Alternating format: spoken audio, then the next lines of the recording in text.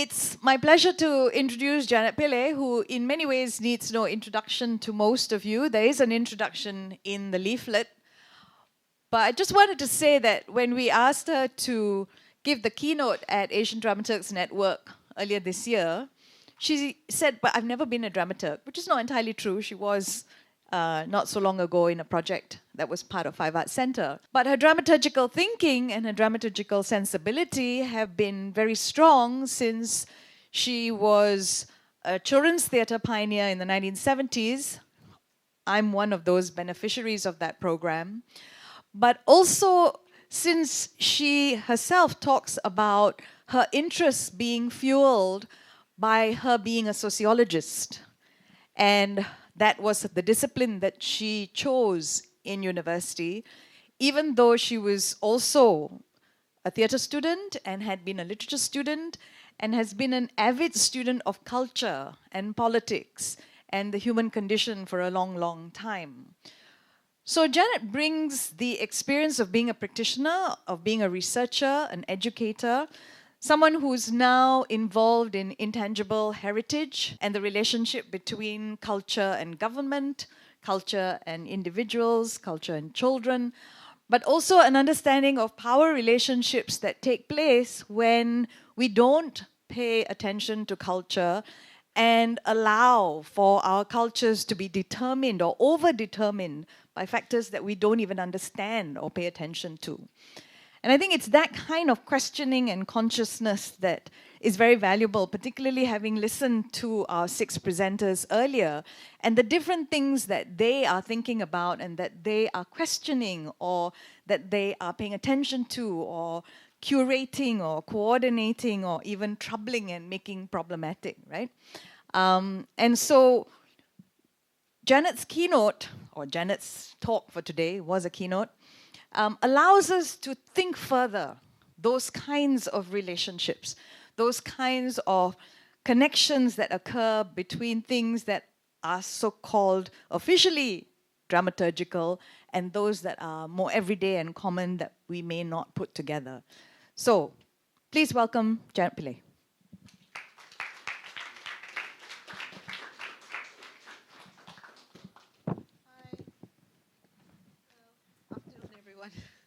Okay, I'm going to be mostly reading.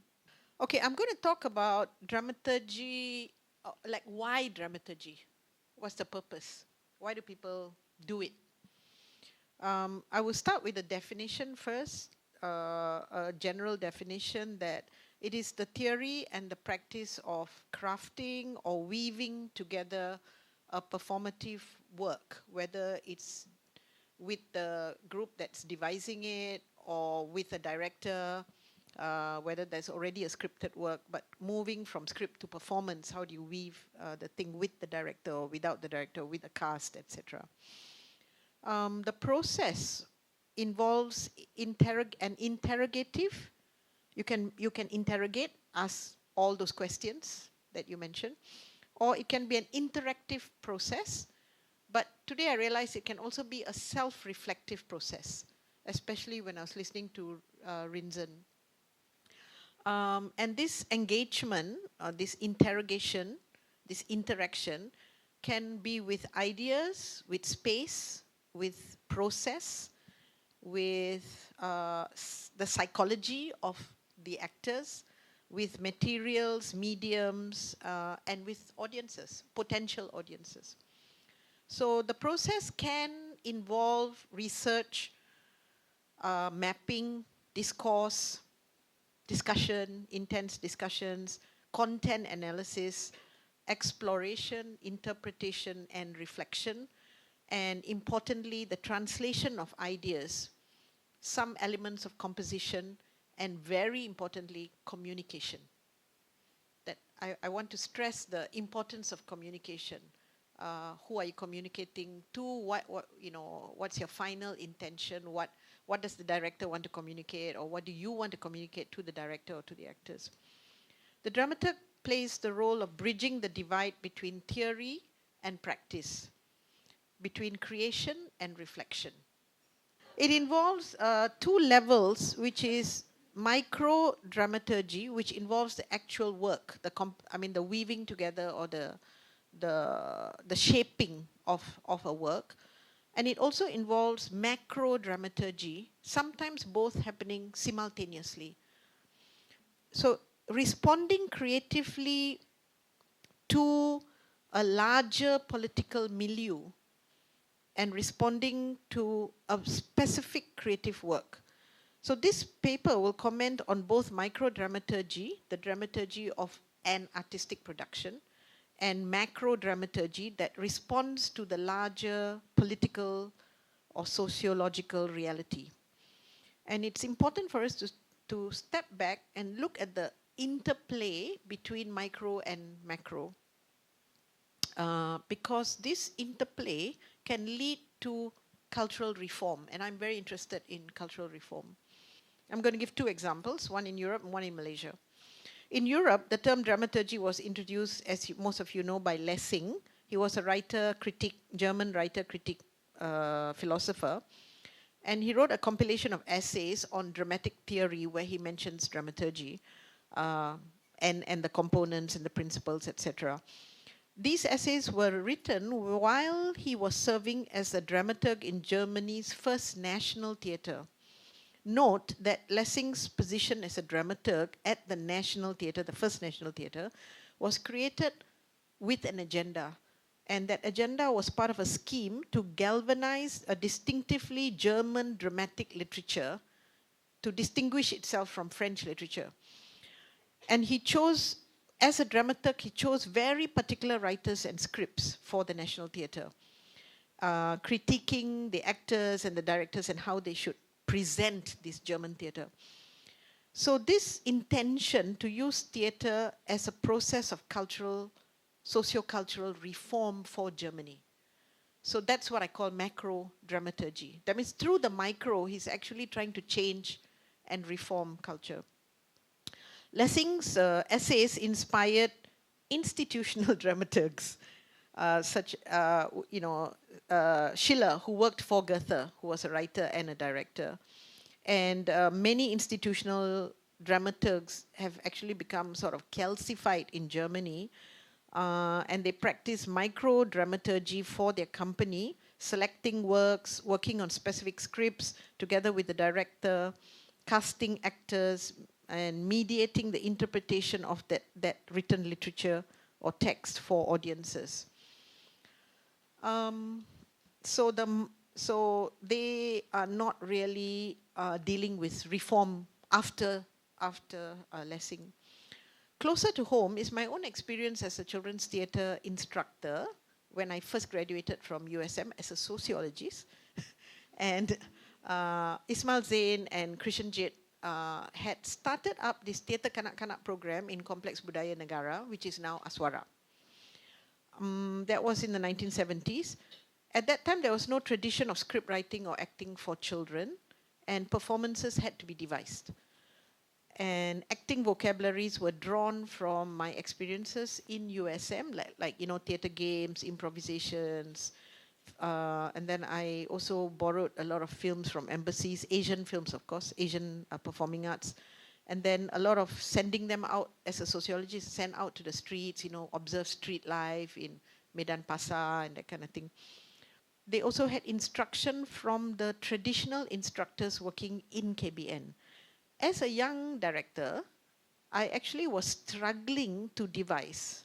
And I had to struggle more intuitively rather than objectively because I wasn't trained in theatre. And I had to orchestrate and structure the inputs from the artists whom we were collaborating with, musicians, choreographers, etc., and the inputs from the young performers who were improvising scenes. So we basically worked like on legends or something like that, very loose kind of storyline or structure. Now, during this process, Krishan Jit would come in and observe work in progress sessions. And he would then ask very probing questions after we finished the session. Like we would go to Medan Pasar or to Hilton, and it would be like 2 hours lah. I don't know what he would be talking about, but it's actually about, it's about what we were doing. And he would actually suggest dramaturgical possibilities. And I would really be struggling because he talks in a very conceptual manner. But I would adopt whatever I understood lah. Whatever I didn't understand, just buat tak tahu. So looking back, I would say that Krishan's involvement in the sessions was a sort of a micro-dramaturgy going on, like a mentoring, all right? However, if we zoom out a little bit, we can see a bigger macro-dramaturgy at play, where Krishan and Ismail Zain consciously frame the context for the development of an identifiable children's theatre, which didn't exist, a contemporary children's theatre, by placing the Theatre Kanak-Kanak program or developing a new Theatre Kanak-Kanak program within KBN context. This move on their part encouraged a fusion between modern developmental theories of play, which I was trained in, being a young graduate, and the traditional play that was going on in KBN. At the level of micro-dramaturgy, he facilitated the fusion, that means in working with me, he facilitated the fusion of the modern kind of thinking, education, play for children, etc., with traditional play by coming in or intervening as a mentor. The outcome was a series of contemporary children's performances that articulated contemporary but articulated a Malaysian cultural ethos. So he and Ismail Zain sort of initiated cultural reform through this macro dramaturgy. I'll go on now to another kind of role played by dramaturgy, which is a dramaturgy of other realities. Moving away from socio-political realities in modern theatre, we now look at how dramaturgy is used in ritualistic tradition of mindputri. This is in this performative event, most of you will know what is mindputri.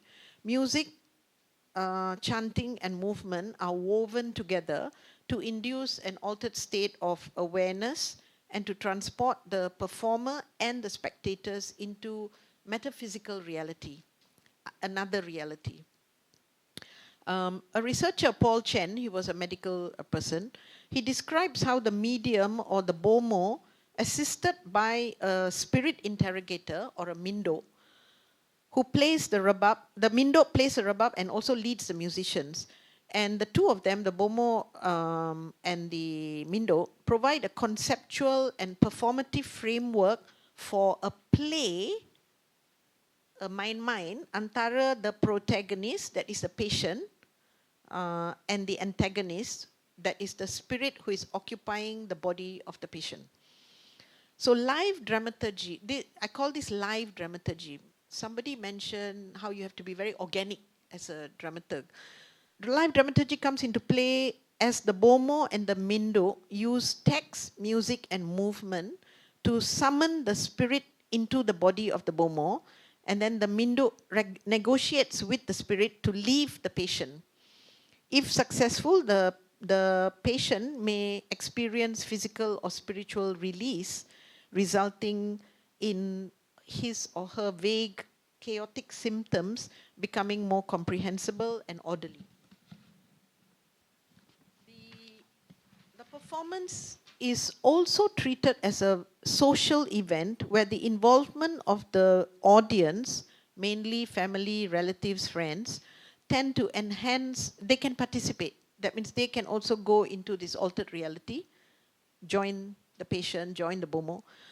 And this tends to enhance group solidarity and reintegrate the sick individual into his or her social group. So it's a kind of a participatory kind of live dramaturgy. Next slide, please. So we go back to Europe again. Traditional Asian theatre was to interestingly inspire some of the dramaturgical experiments of the 20th century European avant-garde practitioners, such as Artaud and Brecht. So I'll talk about these two rebels who overturned the cultural rules and norms of naturalistic theatre and used text, body, and mise-en-scène to jolt black box spectators out of passive state. Unlike literary texts, meaning making through movement, sound, and visuals and space, as Saidi said, may not necessarily relate to reason or intellect. Dance, as we know, relies on the materiality of the body and body language to make meaning.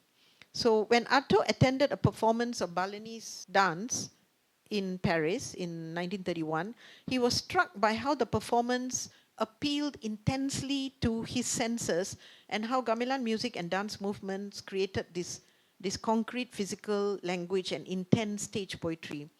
This chance encounter was very important because it reinforced his own search as an artist and a thinker for a performance language that would awaken the audience unconscious. This was also the period of Freud and all these psychologists, all right?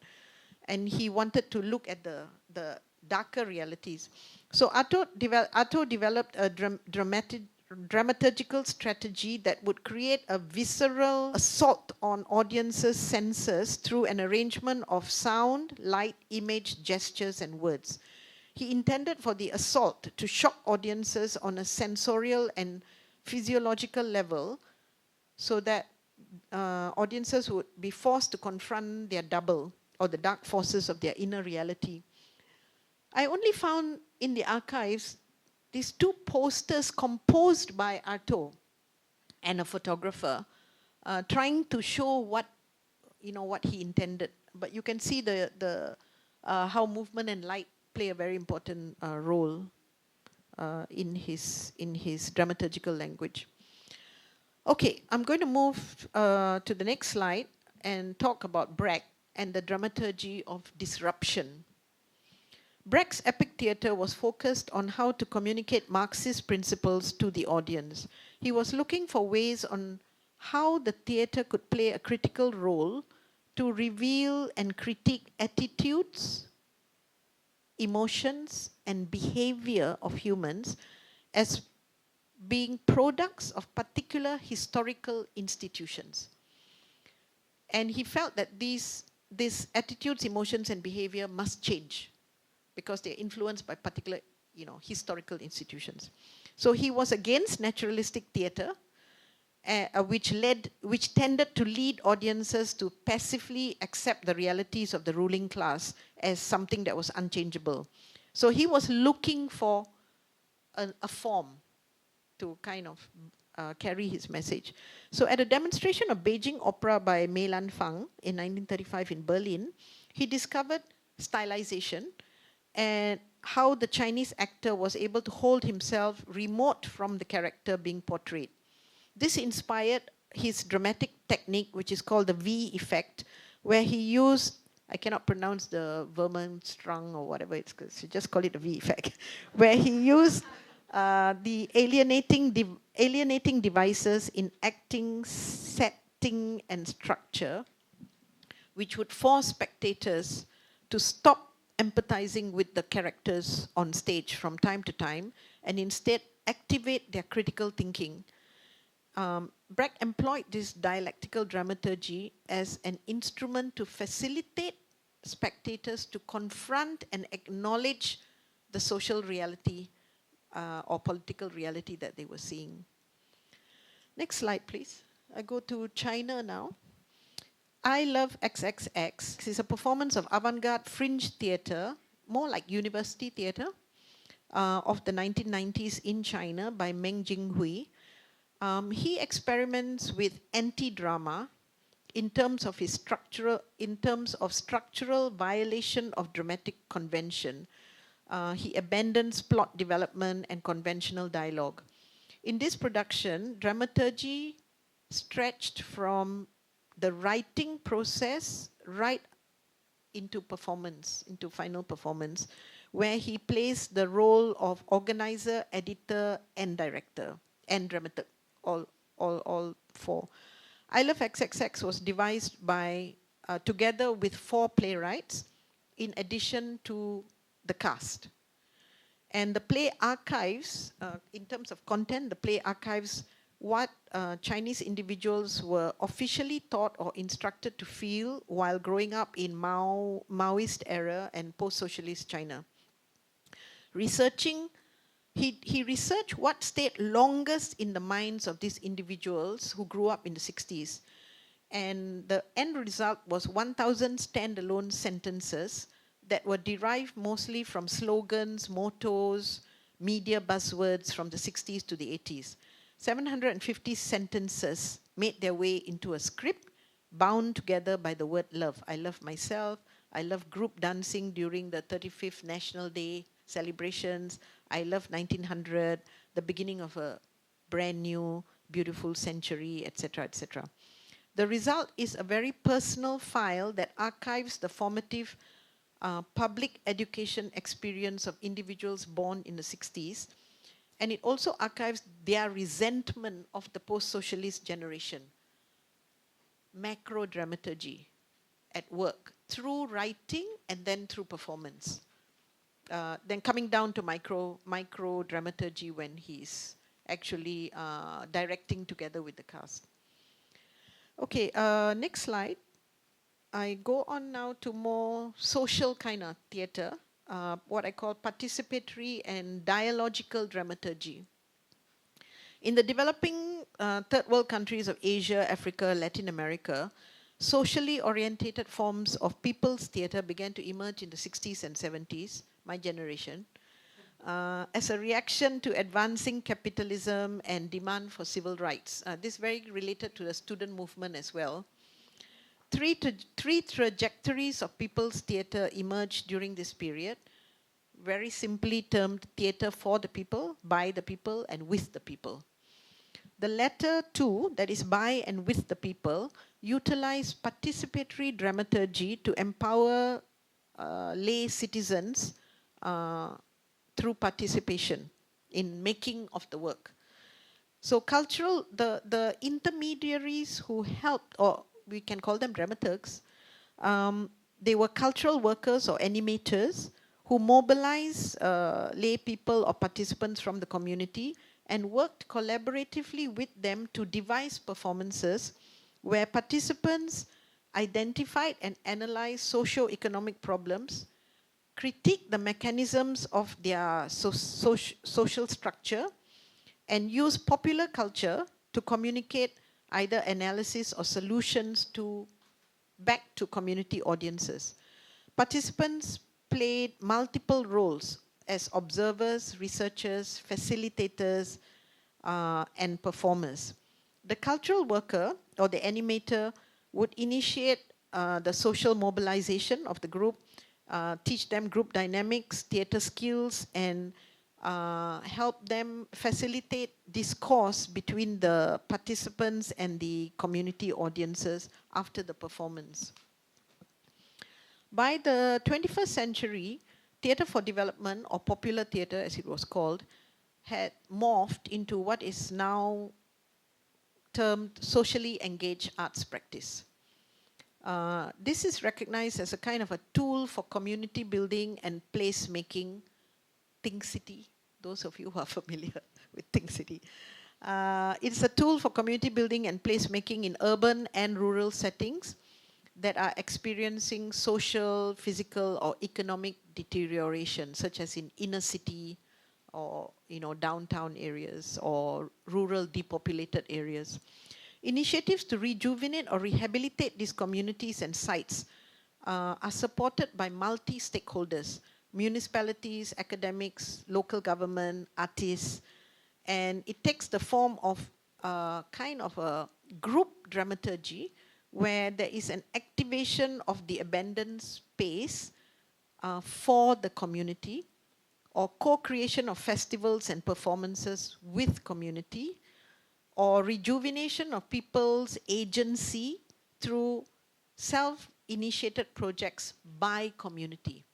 So there's a range of kind of socially engaged arts projects. In these projects, there is often a mediator who kind of coordinates all the stakeholders. And the artists can play quite an interesting role sometimes together with the community, but sometimes as a dramaturg, especially if they expect the project to be done by the community, then they take on the role of a dramaturg. And they frame the art project through a series of actions. And these actions can include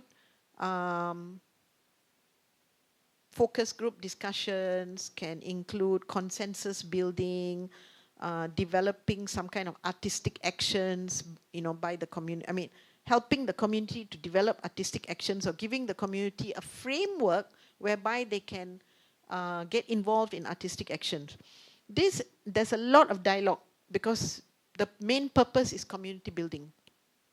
So the dialogical art making process, so through the process of talking and making art, it draws the community into social interaction and also negotiation, and leads to the creation of public commons. More recently, we see another version of this where there is a move in the theatre to give the stage over to civil society, using a form of inclusive and democratic dramaturgy.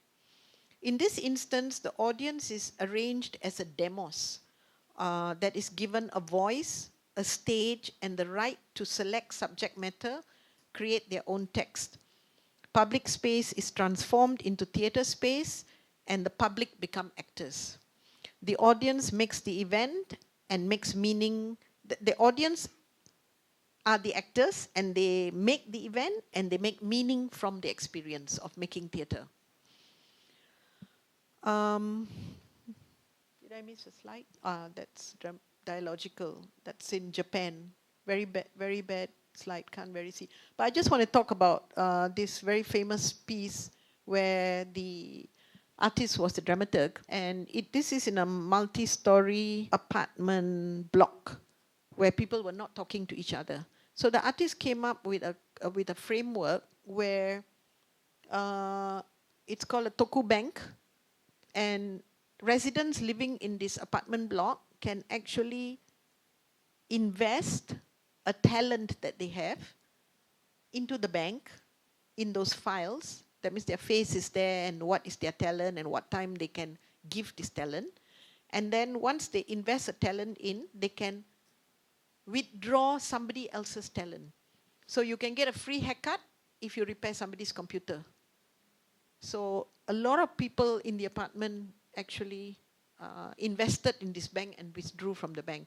You can have a violin lesson. I mean, you can, whatever they were good at. And that's only one of the artistic actions that brought the community together. So it goes on the whole year, and there are many, many actions throughout the year. I'll move on to the next slide, which is everyday dramaturgy, my favorite.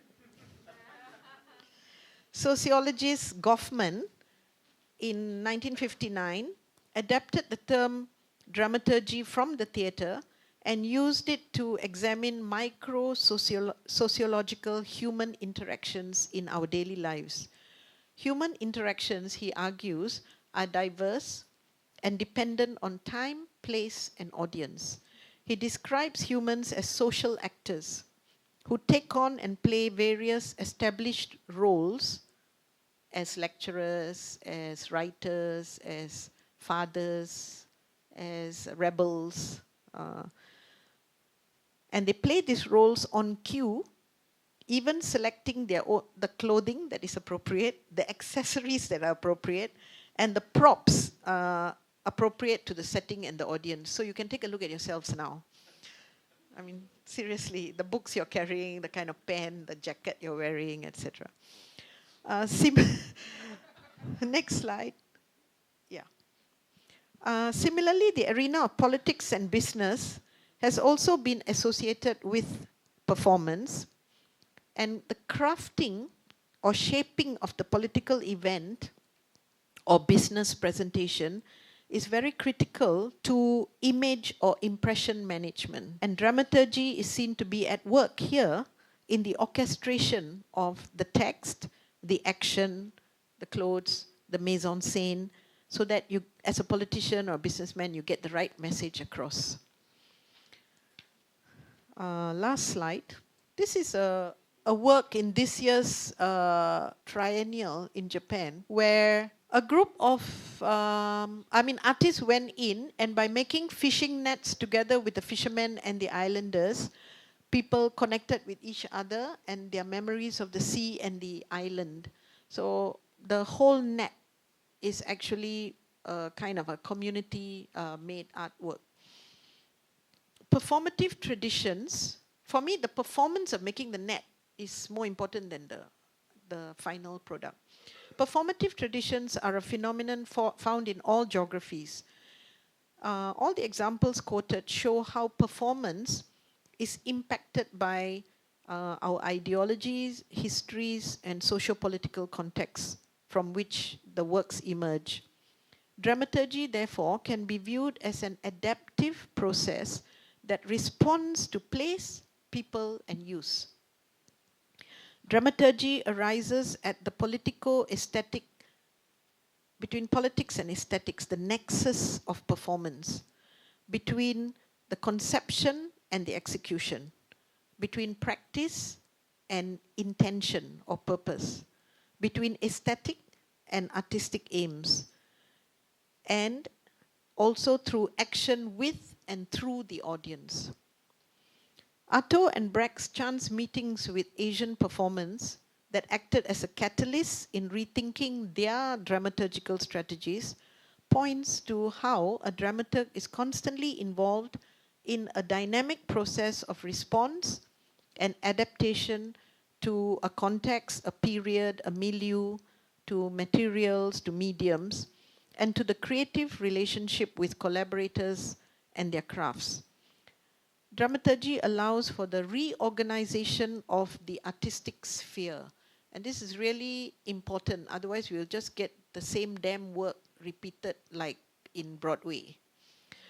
The role of a dramaturg is not so easily defined. I think that's been very clear from the panel. So we've heard the words interpreter, translator, mediator, coach, broker, curator, blah, blah, blah. The role is shaped by context, content, type of performance, audience style, intentions, creative relationships, etc. A dramaturg acts to engage with the social, political, metaphysical realities of the time and the place, to interpret or to promote discourse or viewpoints within a society, to intervene and to bring awareness or to create change. The role calls for an understanding and sometimes a breaking of boundaries and of cultural codes, an understanding of semiotics and philosophy, or a breaking of semiotics and philosophy. Thank you.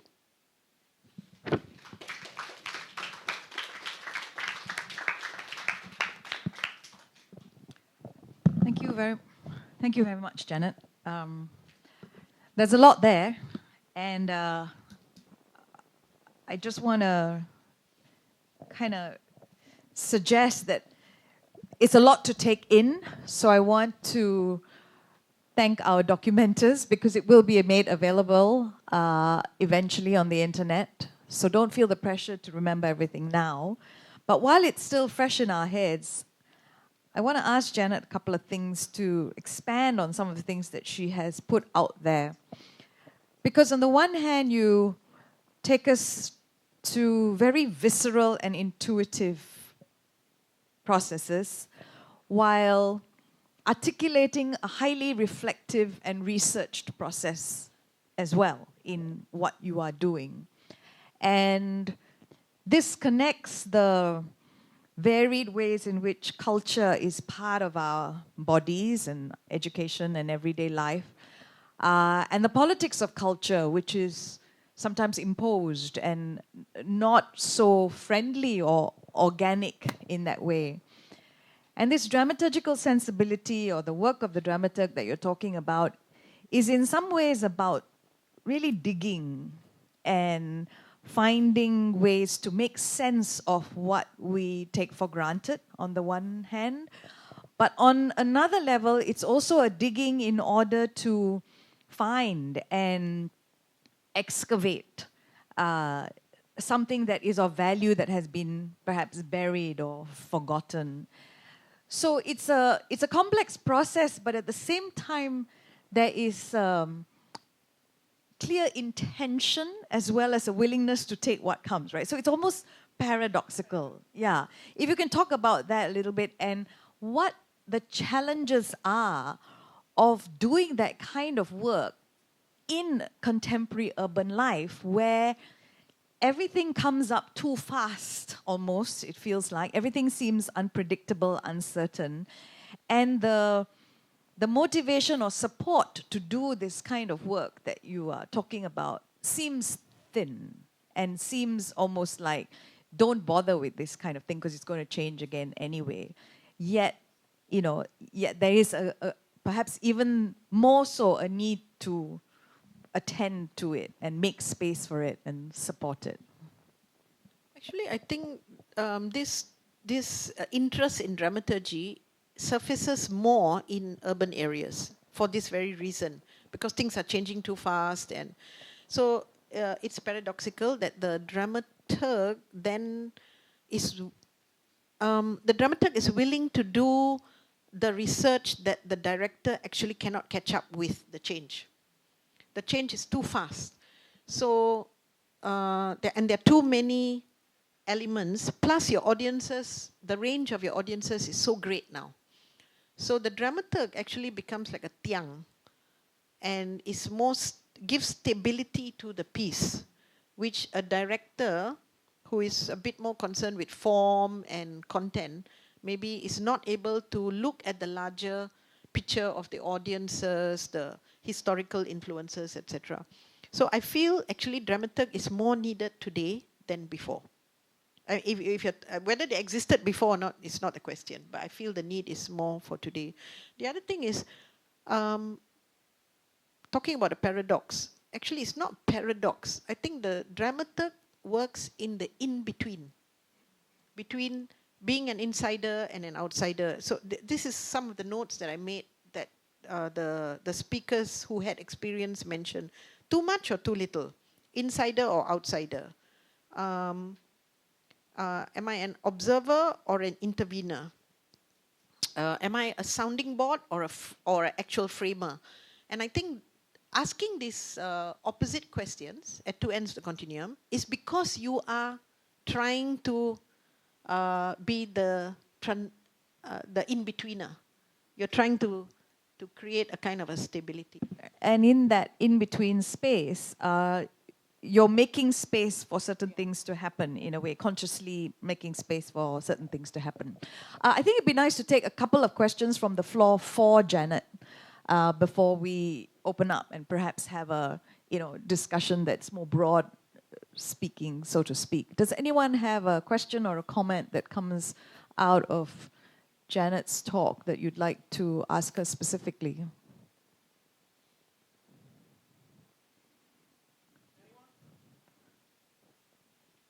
Yeah, Anne. This is a question that came to my mind when I was listening to Jit speak, and it popped into my head too. And it relates to you as a director and a dramaturg. Wherein lies the difference? Because you had to devise, and now you're looking backwards to that time. So I was just don't directors have that long view? No.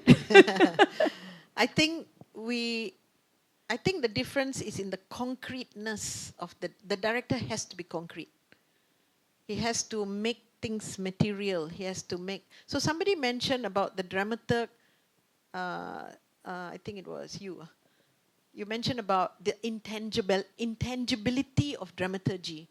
A director cannot afford to be thinking at that intangible level. A director has to at some point manifest and execute something either in sound or space or whatever. So I think that's the major difference. This luxury of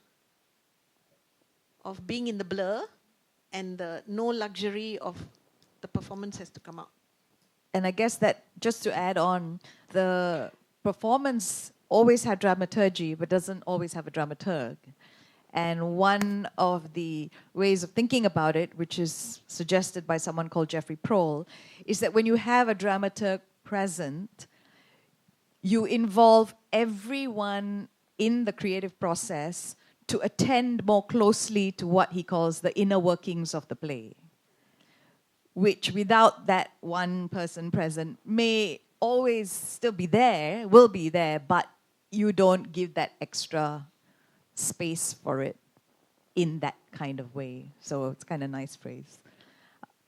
Just to add, as a performer, for me, that intangible, tangible space is always present.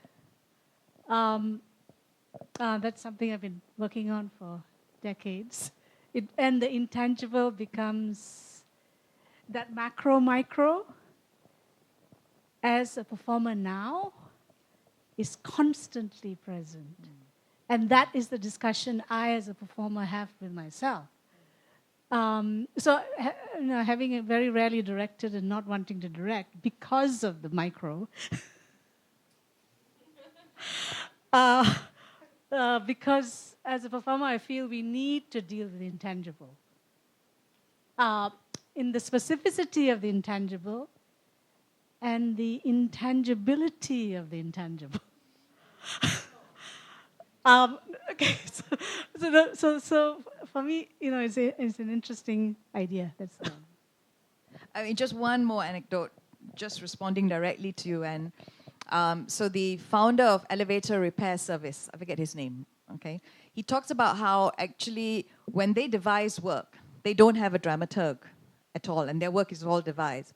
But he finds that most of the people who are working with him are dramaturgs.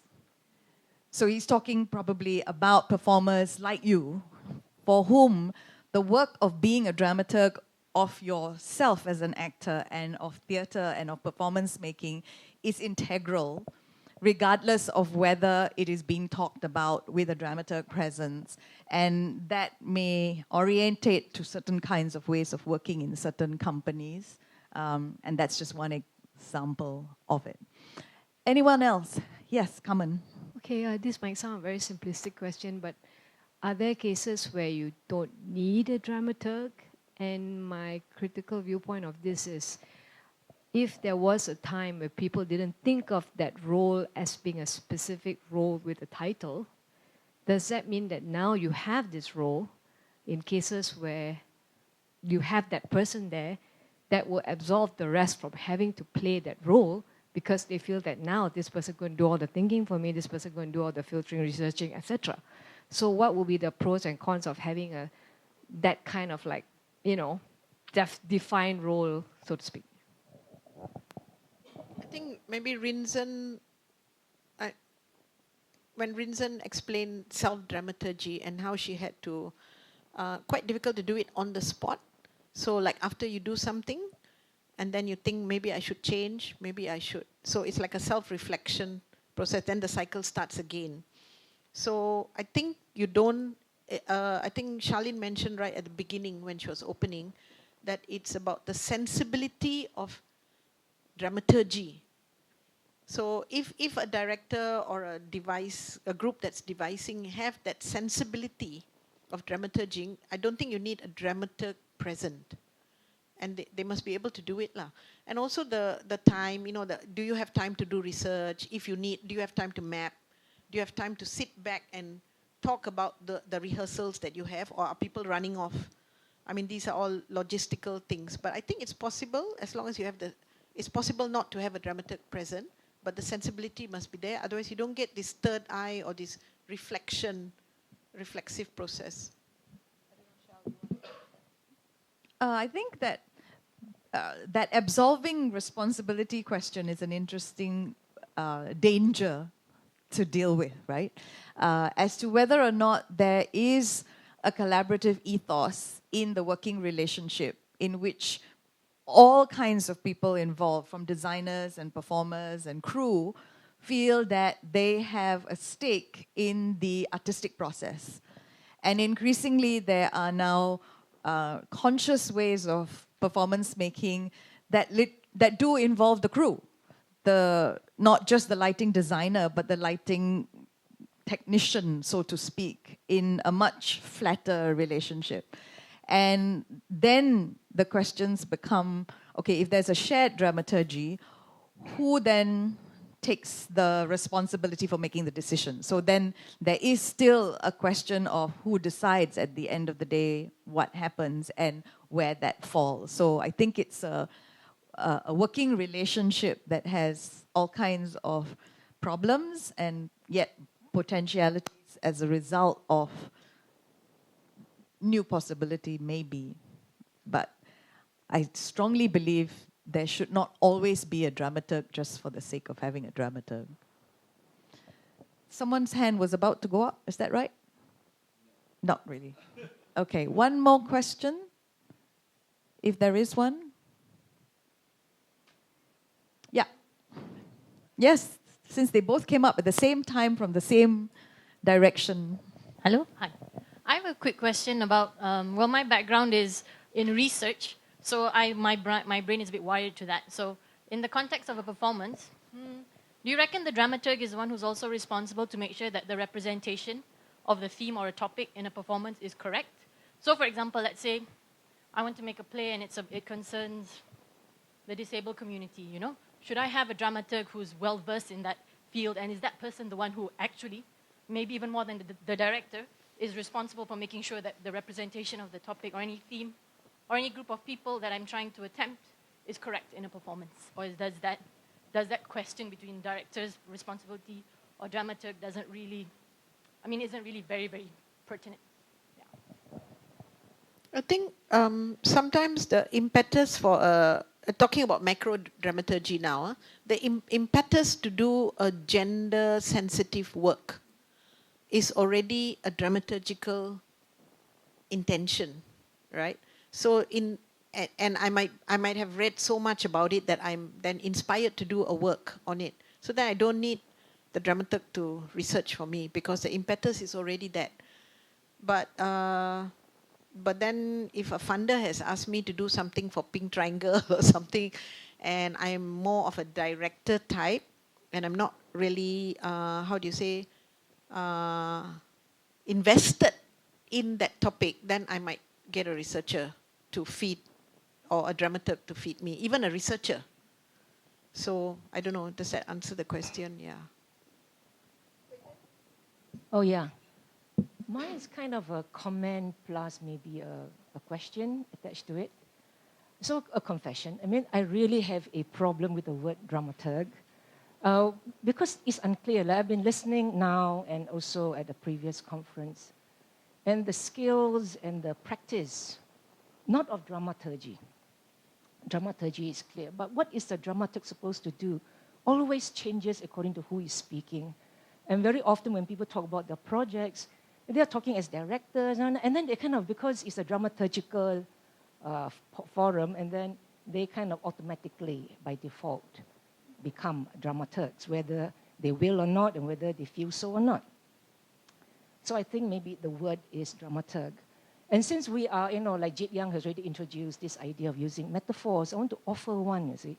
And it's a very simple thing, it's like housework.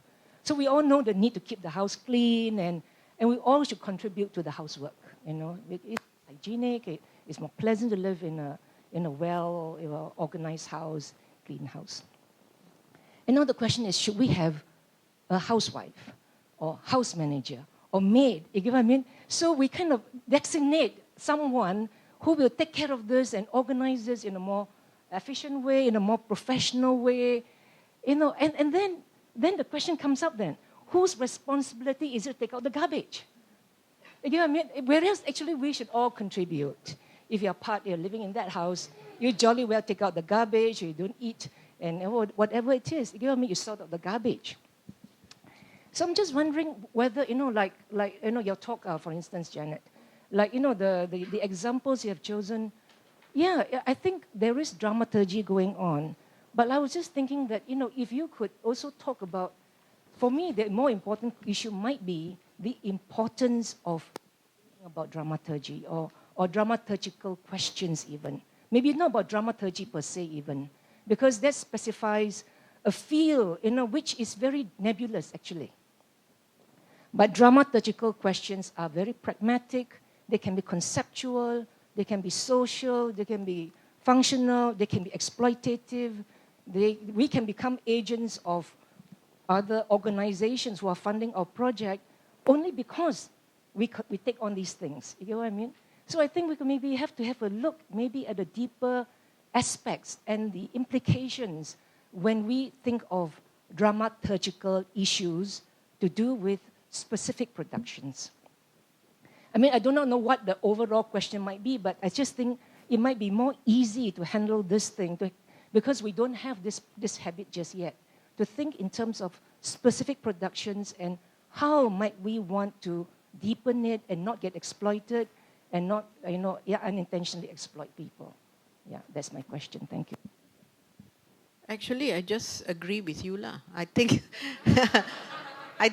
I mentioned it before. I think dramaturgic sense, to use Charlene's phrase, the sensitivity to dramaturgical strategies or thinking is more important than the word dramaturg or dramaturgy. And I'd just like to go back to that slide of Guaning and Najib to say that you can use dramaturgy for very negative purposes. And businessmen and politicians have been doing this for years. So I do think that it's been thought through in the everyday.